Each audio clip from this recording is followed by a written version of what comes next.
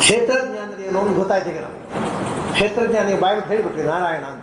ಅದು ಸಾಕ್ಷಿ ಅಂದರೆ ಪ್ರಾಣ ಅಂತ ಅನ್ನೋದನ್ನು ಅದಕ್ಕೆ ನಮಗಿನ್ನೂ ಗೊತ್ತಾಗಿಲ್ಲ, ಸ್ಪಷ್ಟ ಆಗಲಿಲ್ಲ. ಮುಂದಿನ ಶ್ಲೋಕದಲ್ಲಿ ಹೇಳ್ತಾರೆ ಎರಡು ವಿಷಯ. ಒಳಗೆ ಇದ್ದು ಕಾಣುವುದಿಲ್ಲ ಹೇಗೆ, ಅದಕ್ಕೆ ಅವನು ತನ್ನ ಲೀಲೆ, ಸ್ವಮಾಯ ಭಗವಂತನ ಇಚ್ಛೆ ಅವನ ಲೀಲೆ ಅದು ಅಂತ ಹೇಳಿದರು.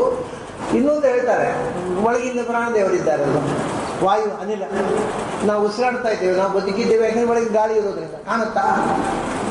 ಕಾಣೋಲ್ಲ.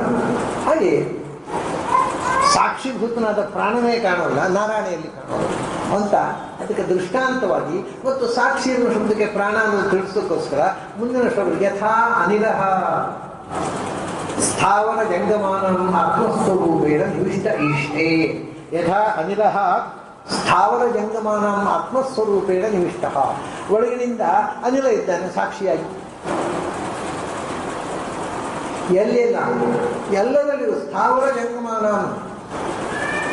ನಾವು ಉಸಿರಾಡುವ ಮೂಗಿದ್ದವರಲ್ಲಿ ಮಾತ್ರ ತಿಳ್ಕೋಬೇಡಿ. ಬದುಕಬೇಕಾಗಿದ್ದರೆ ಪ್ರಾಣದೇವರು ಇರಲೇಬೇಕು. ಮರ ಚಿಗುರಿ ದೊಡ್ಡದಾಗಬೇಕಾದ್ರೆ ಒಳಗಿನ ಪ್ರಾಣದೇವರು ಇರಬೇಕು. ಸ್ಥಾವರ ಜಂಗಮಾನ ಅಂತ ನಡೆದಾಡುವಂಥಲ್ಲಿ ಮಾತ್ರ ಅಲ್ಲ, ಸ್ಥಾವರವಾದ ವೃಕ್ಷಗಳಲ್ಲಿಯೂ ಕೂಡ ಪ್ರಾಣಶಕ್ತಿ ಇಲ್ಲದೆ ಇದ್ದರೆ ಅದು ಬದುಕೋಲ್ಲ. ಅನ್ನು ಮೂಗಿದ್ದು ಉಸಿರಾಡುವುದಷ್ಟೇ ಅಲ್ಲ, ಪ್ರಾಣದೇವರು ಇರೋದಕ್ಕೆ ಸಾಕ್ಷಿ.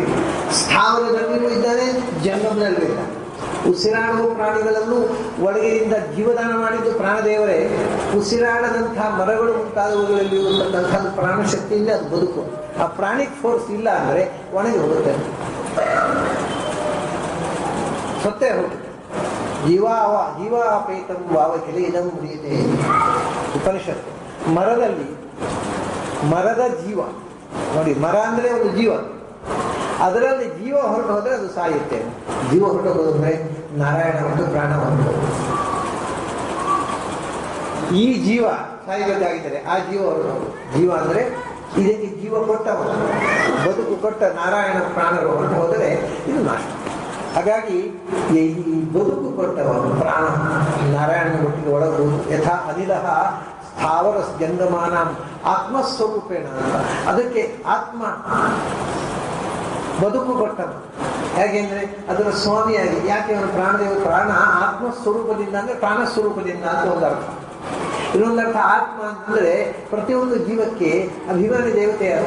ಜೀವದ ಅಭಿಮಾನಿ ದೇವತೆ ಪ್ರಾಣದೇವರು. ಷೋಡಶೀತಲ ಅದು ಪ್ರಾಣಸ್ವರೂಪ, ಅದು ಅಭಿಮಾನಿಯ ನಿಯಾಮಕತ್ವೇನ ಆತ್ಮಸ್ವರೂಪನ ಒಳಗೆ ಸ್ವಾಮಿಯಾಗಿ ಪ್ರಾಣರೂಪದಿಂದ ನಿಂತು ನಿವಿಷ್ಟ ಇಷ್ಟೇ ಸ್ಥಾವರ ಜಂಗಮಗಳ ಬದುಕಿಗೆ ಅವನು ಇಷ್ಟೇ ನಿಯಂತ್ರಿಸ್ತಾ ಇದ್ದಾನೆ. ಬದುಕನ್ನು ನಿಯಂತ್ರಿಸುವವನು ಪ್ರಾಣ.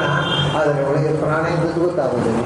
ಪ್ರಾಣ ಇತ್ತು ಗೊತ್ತಾಗದೆ, ಅವನ ಪ್ರಾಣ ಹೋದ ಮೇಲೆ ಗೊತ್ತಾಗುತ್ತೆ. ಇಟ್ಟಿರಿಗೆ ಹೋಯ್ತು ಅಂತ ಇರಬೇಕು ಅಷ್ಟೇ ಲಾಜಿಕ್. ಪ್ರಾಣ ಹೋಯ್ತಂತೆ, ಹಾಗೆ ಮುಂಚೆ ಇತ್ತು ಅಂತ ಅಷ್ಟೇ. ಗೊತ್ತು ಇತ್ತು ಅಂದರೆ ಬೇರೆ ಏನು ಸಾಕ್ಷಿ ಇಲ್ಲ.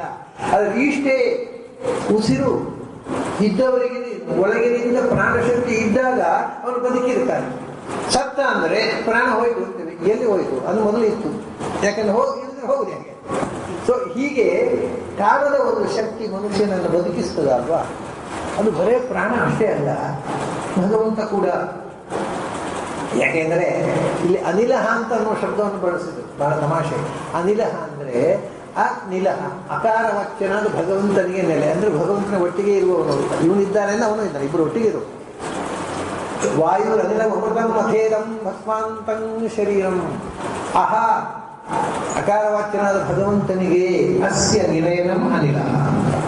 ಅಕಾರವಾಚ್ಯನಾದ ಭಗವಂತನಿಗೆ ಅಧಿಷ್ಠಾನ ಪ್ರಾಣದೇವರು. ಅದರಿಂದ ಭಗವಂತ ಪ್ರಾಣದೇವರು ಒಟ್ಟಿಗೆ ಇದ್ದಾರೆ, ಆದರೆ ಇಬ್ಬರು ಕಾಣೋಲ್ಲ.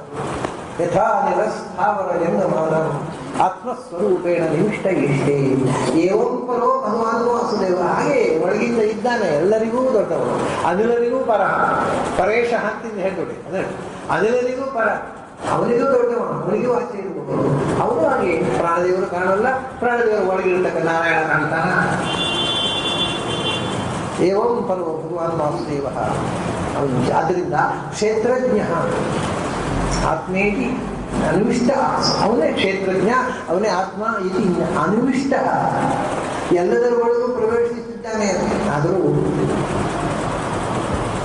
ಗೊತ್ತಾಗುತ್ತೆ, ನಾರಾಯಣನು ಕಾಣೋಲ್ಲ, ಪ್ರಾಣನು ನಾನೋ. ಆದರೆ ಇಬ್ಬರು ಒಳಗಿದ್ದಾರೆ ಅನ್ನೋದು ಯಾರಿಗೆ? ಹಾಗಾಗಿ ನಾವು ಕ್ಷೇತ್ರಜ್ಞ ಮತ್ತು ಸಾಕ್ಷಿ ಅಂದರೆ ಪ್ರಾಣ ಮತ್ತು ನಾರಾಯಣ, ಈ ಎರಡು ತತ್ವಗಳಿಂದಲೇ ನಮ್ಮ ಎಲ್ಲ ಬದುಕು ನಡೀತಾ ಇದೆ. ಬದುಕಿನ ಆಚೆಗೆ ಮೋಕ್ಷಕ್ಕೆ ಹೋಗುವಾಗಲೂ ಅವರೇ ಇರೋದು, ಅನಿಲ ಮತ್ತು ವಾಸುದೇವ.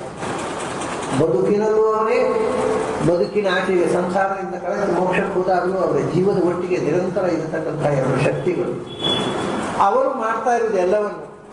ಅವರು ಇದನ್ನು ಉಪಕರಣ, ಇನ್ಸ್ಟ್ರೂಮೆಂಟ್ ಆಗಿ ಯಾವ ದ್ರವ್ಯ, ಸ್ವಭಾವ, ಆಶಯ, ಕರ್ಮ, ಕಾಲ ಇವುಗಳನ್ನೆಲ್ಲ ಇನ್ಸ್ಟ್ರೂಮೆಂಟ್ ಆಗಿ ಬಳಸಿಕೊಂಡು, ಈ ಇಂದ್ರಿಯಗಳನ್ನು, ಮನಸ್ಸನ್ನು ಇನ್ಸ್ಟ್ರೂಮೆಂಟ್ ಆಗಿ ಬಳಸಿಕೊಂಡು ಈ ಎಲ್ಲ ಅನುಭೂತಿಗಳನ್ನು ಕೊಡ್ತಾ ಇದ್ದಾರೆ. ಇದು ಒಟ್ಟು ಜೀವನದ ಸ್ಥಿತಿಗತಿ. ಇನ್ನು ಇದನ್ನು ನಾವು ದಾಟಿ ಆಚೆಗೆ ಹೋಗುವುದು ಹೇಗೆ ಅಂತಕ್ಕಂಥ ಮಾತು ಮುಂದೆ ಹೇಳಬೇಕಾಗುತ್ತೆ. ಇದೆಲ್ಲ ಒಟ್ಟು ಎಲ್ಲರ ಬದುಕಿನಲ್ಲಿ ಏನಾಗುತ್ತೆ ಅನ್ನೋದನ್ನು ಒಂದು ತಮಾಷೆ ಏನಂದರೆ, ನಮ್ಮಲ್ಲಿ ನಮ್ಮ ಜೀವನ ನಿತ್ಯ ನಾವು ಏನನ್ನು ಅನುಭವಿಸ್ತೇವೆ ಅದನ್ನೇ ಹೇಳಿದ್ದು, ಹೊಸತು ಏನೂ ಹೇಳಲಿಲ್ಲ ಇದರಲ್ಲಿ. ಆದರೆ ಇದು ಹೇಳೋ ತನಕ ಇದು ನಮ್ಮದೇ ಕಥೆ ಅಂತ ಗೊತ್ತೇ ಆಗಲಿಲ್ಲ ನಮಗೆ. ಹೇಳಿದ ಮೇಲೆ ನಮ್ಮದೇ ಕಥೆ, ಇದು ಇವರೇ ಕಥೆ ಹೇಳೋದು, ಎಲ್ಲ ನಮ್ಮದೇ ಕಥೆ. ಆದರೆ ಅದು ನಮ್ಮದೇ ಕಥೆ ನಮಗೆ ಗೊತ್ತಿರಲಿಲ್ಲ, ಅವ್ರು ಹೇಳಿದ ಮೇಲೆ ಗೊತ್ತಾಗ್ತದೆ. ಅರೆ ಇದು ನಮ್ಮ ಜೀವನದ ಪಾಡು. ಇದನ್ನು ಮೀರಿ ಬದುಕುವುದು ಹೇಗೆ ಅನ್ನೋದು ಮುಂದೆ ಹೇಳಬೇಕಾದ ಸಂಗತಿ. ಅದನ್ನು ನಾಳೆ ದಿವಸ ಸೇರಿದಾಗ ನೋಡೋಣ. ಅಲ್ಲಿ ತನಕ ನಿಮಗೆಲ್ಲ ಅಭಿನಂದನೆಗಳು.